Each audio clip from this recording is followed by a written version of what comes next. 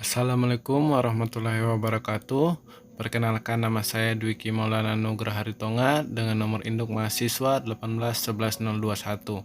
Baiklah, dalam video kali ini saya akan membahas tentang penyuluhan hukum dan bantuan hukum. Video ini saya buat untuk memenuhi tugas dari mata kuliah Advokasi dan Penyuluhan Hukum oleh dosen pengampu Ibu Dr. Rosdalina Bukido M.Hum. Oke, kita masuk ke pengertian penyuluhan hukum. Penyuluhan hukum adalah salah satu kegiatan penyebarluasan informasi dan pemahaman terhadap norma hukum dan juga peraturan perundang-undangan yang berlaku. Ini dibuat guna mewujudkan dan mengembangkan kesadaran hukum masyarakat sehingga tercipta budaya hukum dalam bentuk tertib dan taat atau patuh terhadap norma hukum dan peraturan perundang-undangan yang berlaku demi tegaknya supremasi hukum itu sendiri. Lanjut, ada metode penyuluhan hukum. Apa sih metode penyuluhan hukum itu?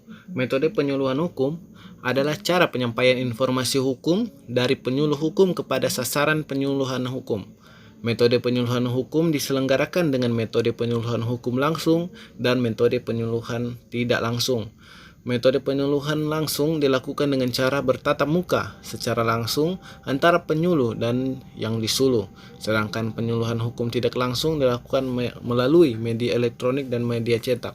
Contohnya juga seperti ini. Oke, selanjutnya metode penyuluhan hukum sebagaimana dimaksud dilaksanakan dengan menggunakan pendekatan yang dikenal dengan PK. Persuasif, edukatif, komunikatif, serta akomodatif. Persuasif sendiri yang dimaksudkan adalah penyuluh hukum dalam melaksanakan tugasnya harus mampu meyakinkan masyarakat yang disuluh, sehingga mereka merasa tertarik dan menaruh perhatian serta minat terhadap hal-hal yang disampaikan oleh penyuluh. Yang kedua itu edukatif. Edukatif yang dimaksud adalah penyuluh hukum harus bersikap dan berperilaku sebagai pendidik yang dengan penuh kesabaran serta ketekunan membimbing masyarakat yang disuluh ke arah tujuan penyuluhan hukum. Yang berikutnya komunikatif. Penyuluh hukum harus mampu berkomunikasi dan menciptakan iklim serta suasana sedemikian rupa sehingga tercipta suatu pembicaraan yang bersifat akrab, terbuka, dan timbal balik. Yang berikut ada akomodatif.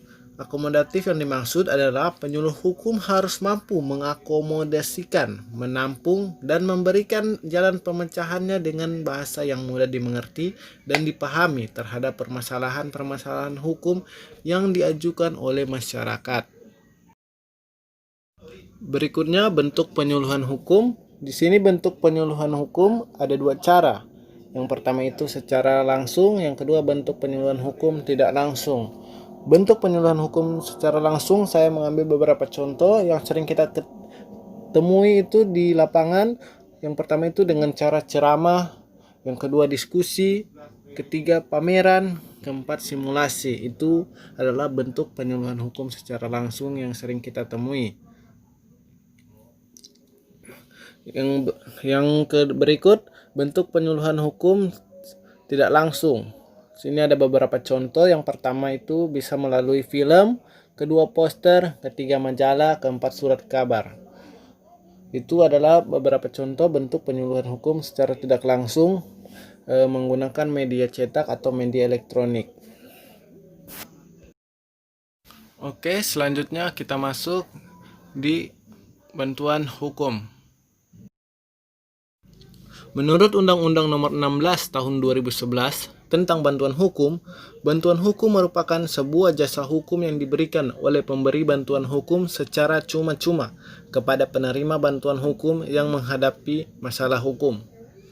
Bantuan hukum pula merupakan pelayanan hukum atau legal service yang bertujuan untuk memberikan perlindungan hukum dan pembelaan terhadap hak-hak asasi tersangka atau terdakwa sejak ia ditahan sampai diperolehnya putusan pengadilan yang tetap.